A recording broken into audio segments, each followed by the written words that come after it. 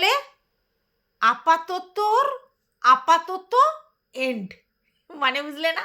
মানে এই যে বলেছিল যে নাইটি আপাতত অফলাইনে বিক্রি হবে, অনলাইনে হবে না, সেই যে আপাতত, সেই আপাততটার আপাতত এন্ড হয়ে গেছে, বুঝতে পেরেছ? মানে নাইটি নিয়ে আমাদের শু অনলাইনে লাইভ করতে চলে এসেছে, বুঝতে পেরেছ?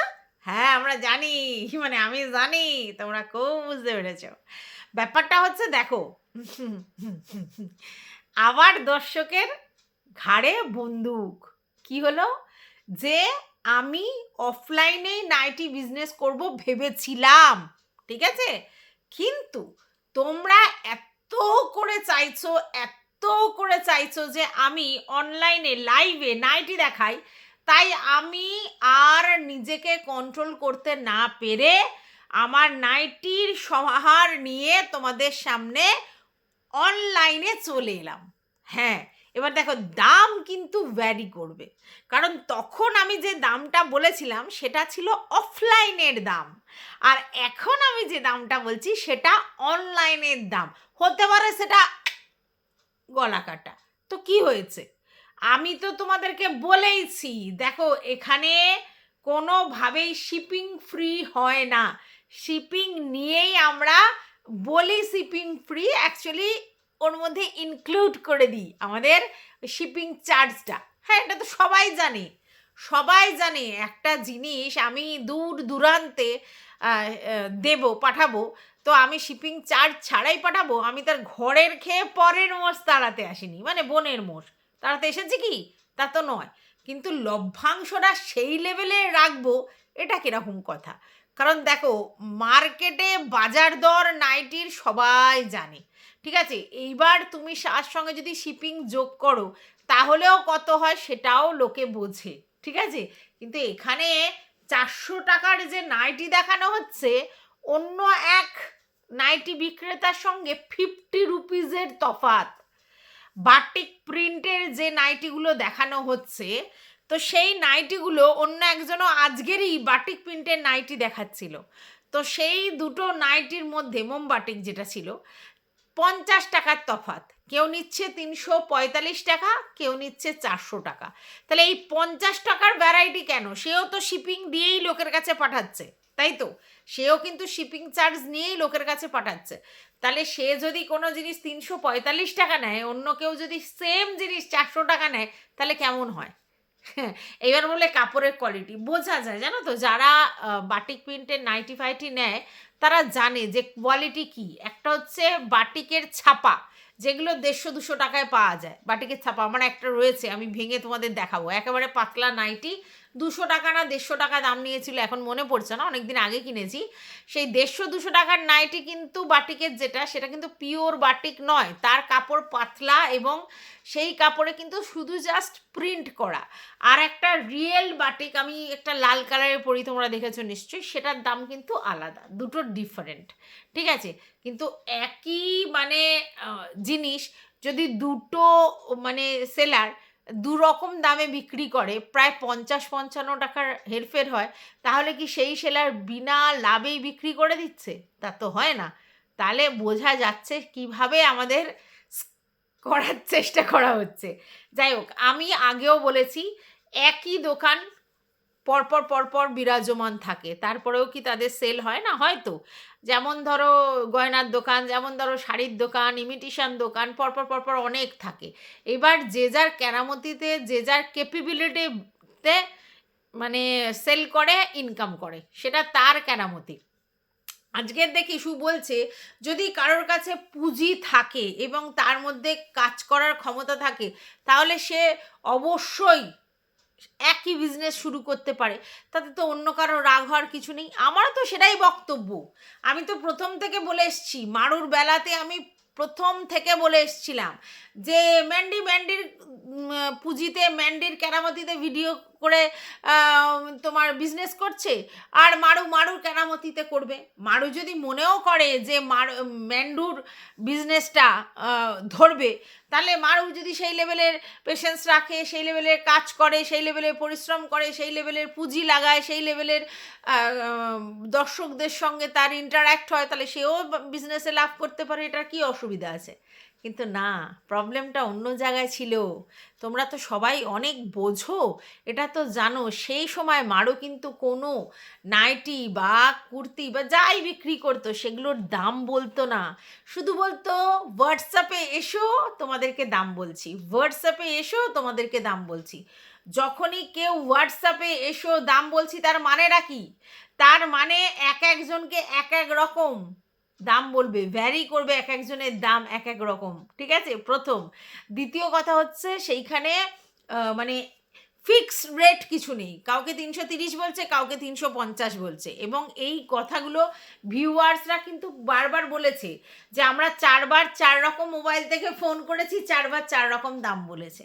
তো এই ব্যাপারগুলো ছিল, এবং এই লোকাচুপি, এই হিডেন ব্যাপার ছিল বলেই মারু যখন সেম বিজনেস করতে নামে, এদের কিন্তু তখন পুচপুচ করছিল পিছনটা, বুঝতে পেরেছো? কারণ চুরিটা ধরা পড়ে যাবে, এই যে ডুপ্লিসিটিটা ধরা পড়ে যাবে, এই যে জিনিসটা করছিল সেটা ধরা পড়ে যাবে, বুঝতে পেরেছো? তার জন্যই মারুকে নিয়ে এত কাণ্ড।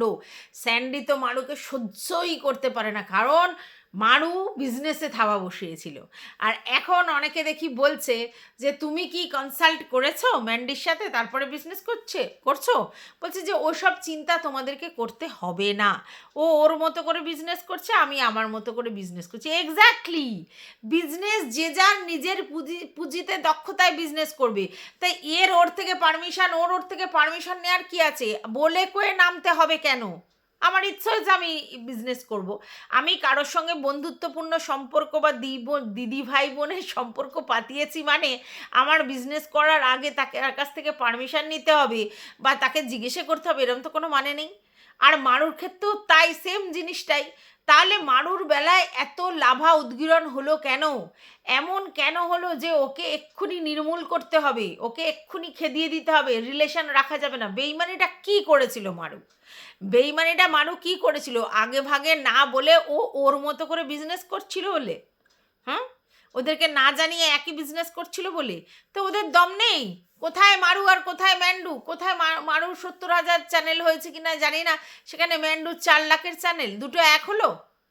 তাহলে কিসের ভয়, কিসের এত মানে টেনশন হওয়ার ছিল যে সবাই মিলে মারু আর মারুর বরকে এক ঘরে করে দিতে হলো, সম্পর্কই রাখা গেল না, বেইমানের আখ্যা দিল কেন? বেইমানি কি করেছে, কি করেছিল? অ্যাকচুয়ালি মারুকে যেই কারণে উৎখাত করা হলো, ঠিক সেম কাজটাও কিন্তু আমাদের সুদেবীও করছেন। তিনি কি করেছেন? তিনিও কিন্তু বিজনেসই করছেন। এবং কি বিজনেস করছেন? ম্যান্ডু যেরকম নাইটির বিজনেস করছে তিনিও করছেন। তাহলে অসুবিধাটা কোথায়? হ্যাঁ, এবার বলতে পারো ইনি জুয়েলারি শপ করেছেন, জুয়েলারি বিজনেস করছে অনলাইনে, তার সাথে সাথে অফলাইনে নাইটি নিয়ে শুরু করলো। এবার দর্শকরা বলার পর সে নাইটি নিয়ে এলো, এইটুকুনি তফাৎ, তাই তো? দর্শকরা বলার পর করেছে, আর ওরকমভাবে দর্শকরা বলার ব্যাপারটা নেই, এই তো। এছাড়া আর কি তফাৎ আছে? একই দোষে দুজনে দুষ্ট, অথচ একজনের সাথে একজন মানে ব্যাপারটাতে বেইমানি দাগাবাজি হলো, আর একজন যেহেতু বলে কয়ে করেছে সেই জন্য সেটা হলো না। বলে কয়ে করতে হবে, পারমিশন নিয়ে করতে হবে, এই ব্যাপার। তো চলো, আপাততটা এন্ড হয়ে গেছে, আপাতত নিয়ে আর আপাতত কোনো ব্যাপার নেই, সবটাই তোমাদের সামনে চলে এসেছে। নাইটির কি দাম, কতটা রিজনেবল প্রাইস তোমরা সবাই খুব ভালো বোঝো। এবং সেই জায়গায় যাদের মনে হবে যে তারা অন্য জায়গা থেকে এখানে ভালো পাচ্ছে জিনিস, রিজনেবল প্রাইসে পাচ্ছে জিনিস, ডেফিনেটলি নিতে পারে। কে কার থেকে নাইটি নেবে, কার কোন নাইটিটা পছন্দ, সেটাকে সে বেশি দামে নিয়ে নেবে কি না, অফলাইনে সে নেবে কি অনলাইনে নেবে, সেটা তার ব্যক্তিগত চয়েস। কারণ এখানে যে কিনছে তার পয়সা খরচা হচ্ছে, অতএব সে সেই পয়সাটা কিভাবে ইউটিলাইজ করবে আমরা তো বলার কেউ নই, সেখানে আমাদের কিচ্ছু বলার নেই। কিন্তু আলটিমেটলি সমস্ত জিনিসটা কিন্তু সেই তালে গলে পীড়িত করো না হয়ে গেল, তাই না? তো চলো, welcome back to my channel. আশা করছি তোমরা সবাই খুব ভালো আছো, আর আমিও খুব ভালো আছি। নতুন একটা ভিডিওর সাথে আমি রুনার লাইফস্টাইল থেকে।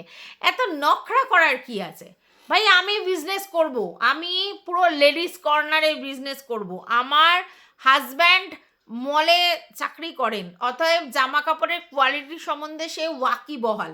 তাহলে আমি সেক্ষেত্রে কেন জামা কাপড়ের বিজনেস করব না, তাই না? আর আমি নিজে গয়নার বাক্স করে গয়নার রেসপন্স পেয়েছি, কিন্তু অলওয়েজ অল টাইম তার ইমিটেশন জুয়েলারি সবাই ইউজ করে না।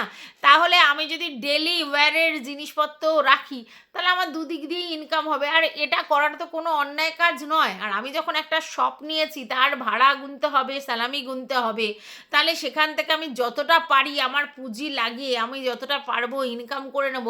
তাহলে তো আমার তাড়াতাড়ি লভ্যাংশটা উঠে আমি যে ইনভেস্ট করেছি সেই ইনভেস্টটা উঠে আসে, তাই না? তাই আমি তো চাইবই যে আমার সেটা হোক। তো সেটা খারাপ তো কিছু জিনিস নয়, কিন্তু বড় বড় বাতেলা যে আমি এখন আপাতত করছি না, পরে ভেবে দেখতে পাই, সে একদিন গেল না, সেই আপাতত গণ হয়ে গেল, এটা কীরকম কথা? তো সেই জন্য লোকে বলছে। যাই হোক, যেটাই ভালো বুঝছে সেটাই করছে, অসুবিধে কিছু নেই। হ্যাঁ, শুনছি নাকি দিদিরা বলেছিল যে, মানে ওই যে গোল্ডি দিদিরা নাকি বলেছিল যে আমাদের বিজনেসে ঢুকছে, বিজনেসে ইনভলভ হচ্ছে, সেই জন্য সে কন্ট্রোভার্সি ছেড়ে দেবে, কন্ট্রোভার্সি থেকে সে বেরিয়ে আসবে। কেন? বিজনেস করলে কন্ট্রোভার্সি করা যায় না, নাকি কন্ট্রোভার্সি করলে বিজনেস করা যায় না? এই কথাটার মানে কি? যে সে আর কন্ট্রোভার্সি করবে না, সে বিজনেসে যাবে। আর সেই বিজনেসটা কি এই বিজনেস হওয়ার কথা ছিল, নাকি শুধুই গয়নার বিজনেস ছিল? না, মানে দিদিরা এমন একটা ভাব দেখিয়েছিল, যা শুনলাম যে দিদিরাই তাকে বিজনেসের মধ্যে ইনভলভ করিয়ে দিচ্ছে, যাতে কিনা সে কন্ট্রোভার্সি থেকে বেরিয়ে আসে। কন্ট্রোভার্সি থেকে বেরিয়ে আসলে দিদিদের যে কি প্রফিট, সেটা আমার বোঝা যায়নি। কারণ দিদিরা তো কন্ট্রোভার্সি ভিডিও দেখে, এবং বেশ অনেকজনেরই কন্ট্রোভার্সি ভিডিও দেখে তারা বেড়ায়। তাহলে সেক্ষেত্রে যদি সুকে কন্ট্রোভার্সি থেকে বের করে নিয়ে আসে, তাদের কি প্রফিট হবে? আমি তো এটা বুঝতে পারলাম না। তারা যে বলেছে যে সে বিজনেসে ইনভলভ হবে, আর বিজনেস করবে যখন, তখন সে কন্ট্রোভার্সি থেকে বেরিয়ে আসবে। এই যে কন্ট্রোভার্সি থেকে বেরিয়ে আসবে, তাতে দিদিদের কি প্রফিট হবে? দিদিদের কোনো লাভ আছে?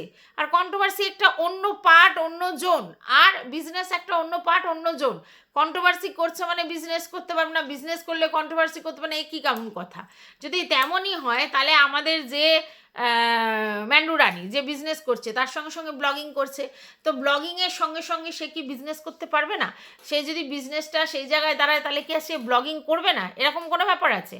এই যে আমাদের রিয়াঙ্কা, আমি ওর ভিডিও দেখি, ও যে তোমার পার্লারটা করেছে, ও বলছে ওটা হচ্ছে তোমার শেয়ারে বিজনেসটা করেছে, ওটা করেছে, তারপরে ও পারফিউম লঞ্চ করেছে। হ্যাঁ, তো সেই ক্ষেত্রে এই যে দুটো করেছে, তাহলে কি সে তোমার ব্লগিং করা ছেড়ে দেবে? তা তো নয়। সময়ের অভাবে সে একটা চ্যানেল চালাতে পারে না, যেটায় সে শপিং দেখাতো, সেই শপিং সাগা নাকি, সেইটা সে করতে পারে না। বাদবাকি তো সে ব্লগিং করছে, তাহলে অসুবিধাটা কোথায়? আমি তো এই কারণটা বুঝতে পারলাম না।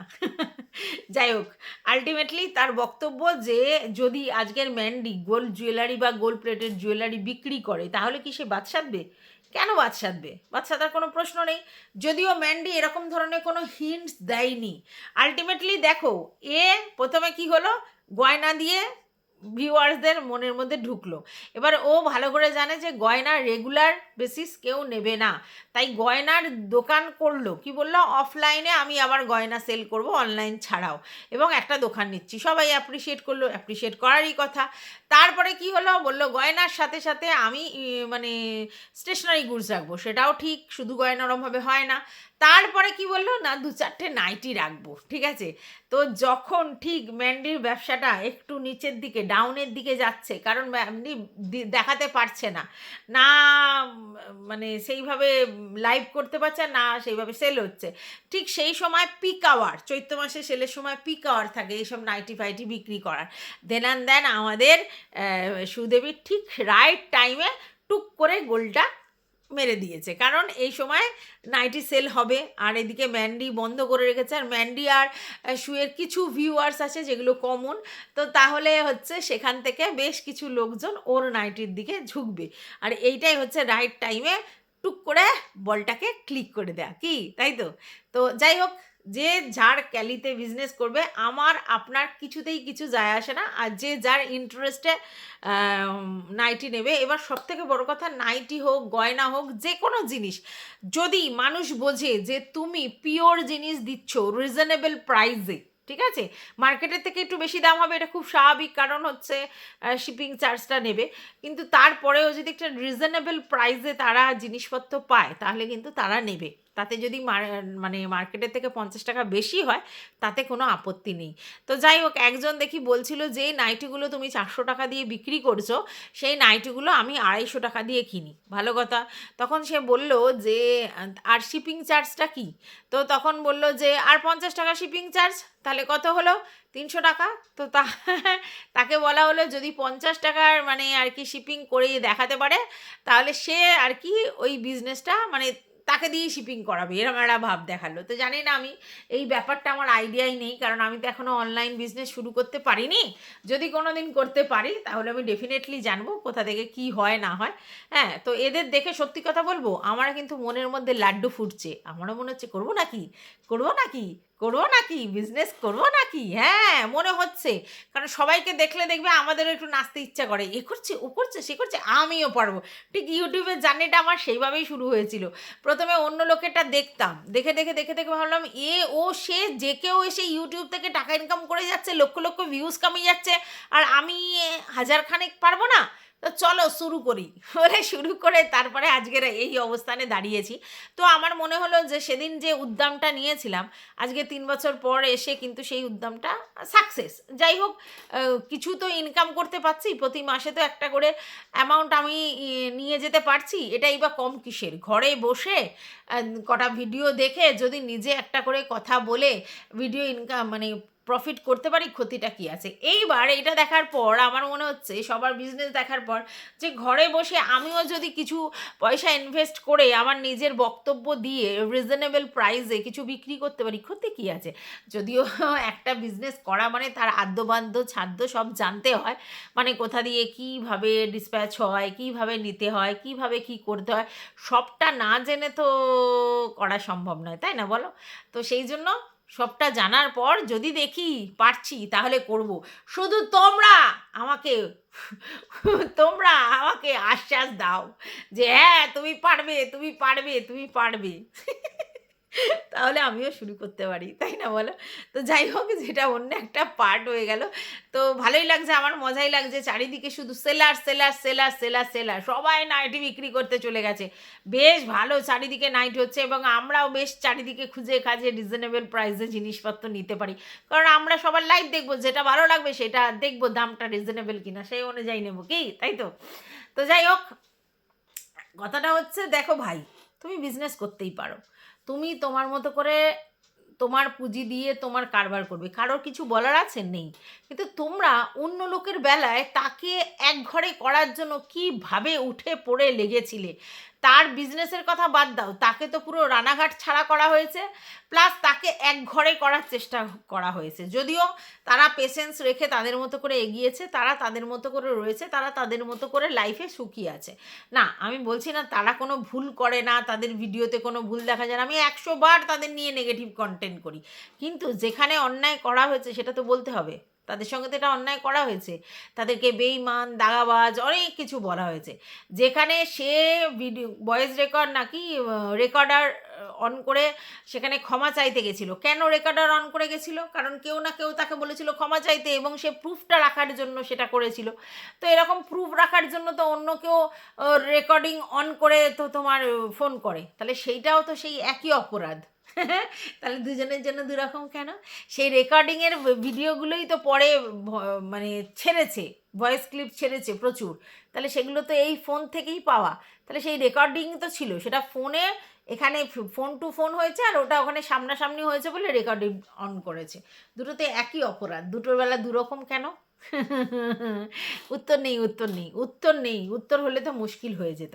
অ্যাকচুয়ালি না, ম্যান্ডু তখন মারুর ওই উত্থানটাকে ভয় পাচ্ছিল।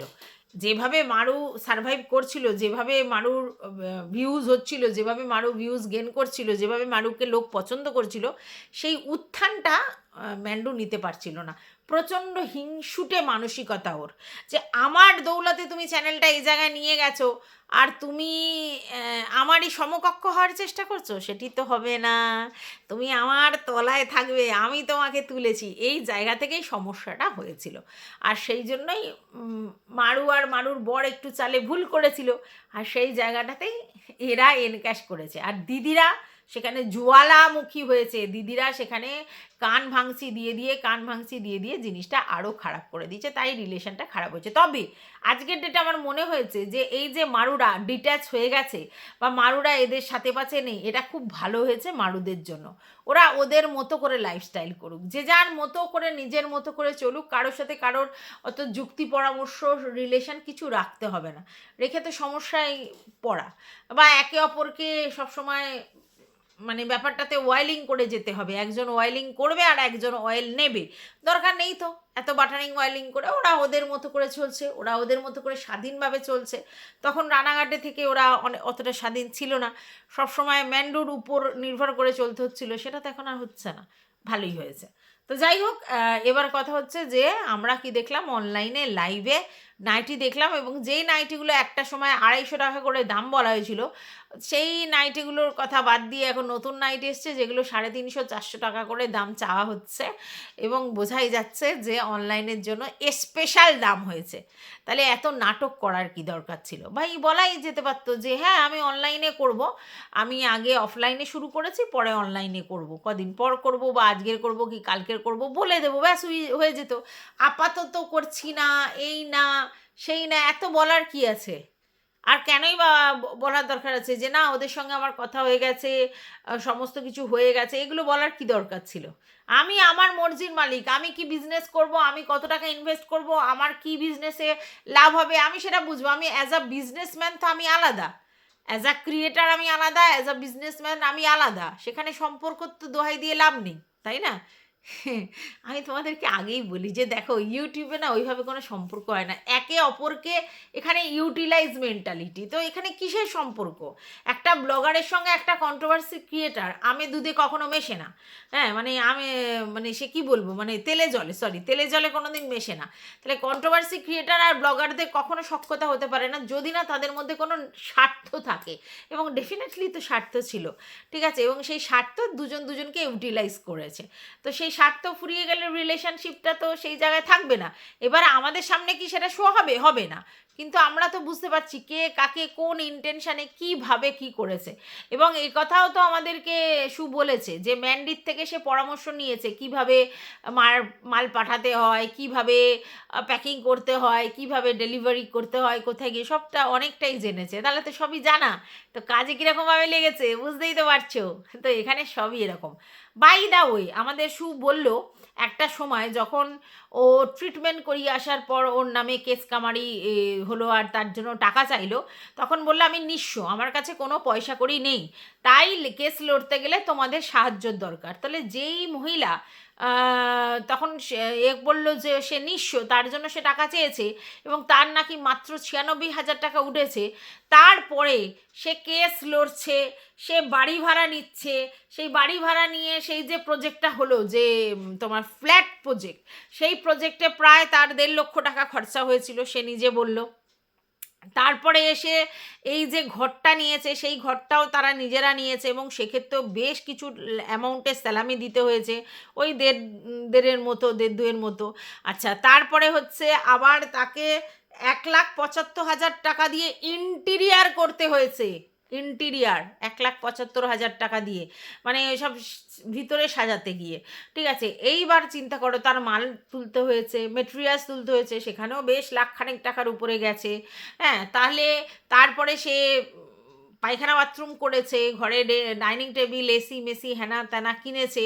হ্যাঁ, তো এই সমস্ত খরচা এই কদিনে, মানে যবে হাত পেতেছিল তারপর থেকে এত এত যে খরচা হয়েছে, সব টাকা তার জমানো হয়ে গেল এই কদিনের ইনকামে, যেখানে সে একটা টাইমে অনেক ভিউজ কামিয়েছে, তারপরেও তার কাছে মাত্র 1.5 লাখ টাকায় সে তোমার শরীর খারাপ অসুস্থতা ঠিক করতে গেছিলো, সেগুলো ঠিক করার পর তার কাছে একদম টাকা ছিল না। তারপরে যে ক বছর কাজ করেছে তাতে এত টাকা, মানে সবটা হিসেব করে দেখো এত টাকা ইনভেস্ট করার ক্ষমতা তার ছিল।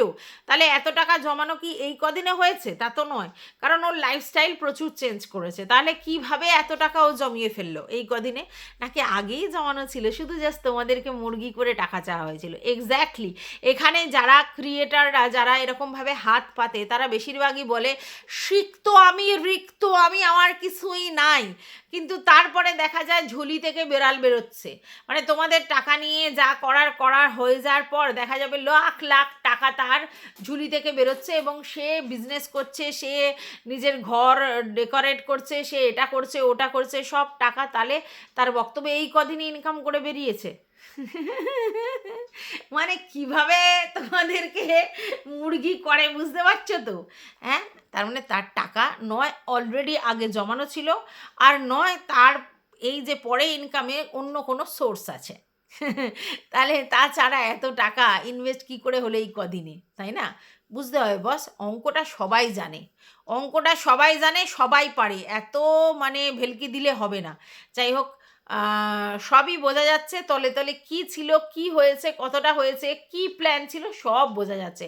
অতএব বাবুজি যারা ধীরে চলো, বিজলি কারি বিজলি কারি, गिरी गिरी गिरी गिरी बिजली गिरी, उस पे गिरी इस पे गिरी बिजली गिरी। না না না না না না না, কারোর উপর বিজলি গেরায়নি। তাহলে কার উপর বিজলি গিরিয়েছে? আমাদের ম্যান্ডো রানীর উপর, একমাত্র ম্যান্ডো রানীর উপরই বিজলিগিরি বিজলিগিরি বিজলিগিরি। খুব ভালো হয়েছে, খুব ভালো হয়েছে। ম্যান্ডির বক্তব্য ছিল, কিছু কন্ট্রোভার্সি ক্রিয়েটার, কিছু ভিউয়ার্স ম্যান্ডি এবং ম্যান্ডির ছোটদির সম্পর্ক নিয়ে প্রচুর জলে, প্রচুর জেলাস ফিল করে, এই সম্পর্কটা মেনে নিতে পারে না, আমার আর ওর রিলেশনটাকে দেখতে পারে না, সহ্য করতে পারে না। কেন পারে না জানি না। একটা মানুষ কি পরে ভালো হতে পারে না? হ্যাঁ না না, তেনা না, অমুক না, তমুক না, নানা কথা বলেছে। এখানে ভালো মন্দের কথা নয়, আজকের যে তোমায় ফাঁস করছে, হ্যাঁ, বিজলি পড়ছে তোমার গায়ে, হ্যাঁ, এইটা তুমি বলতে পারবে না কাউকে, তুমি বলতে পারবে না কাউকে, তোমার ভিতরে জ্বলে গেলেও তুমি স্বীকার করতে পারবে না, বলতে পারবে না। কিন্তু বুঝতে পারছো, যেই দোষে তুমি মারুকে সাইড করেছো, সেম কাজ তোমাকে বলে বলে করছে, তার জন্য তুমি ঢোক করে গিলে নেওয়া ছাড়া আর কিছু করতে পারবে না। চাই মজাই মজা, শুধু দেখতে থাকো।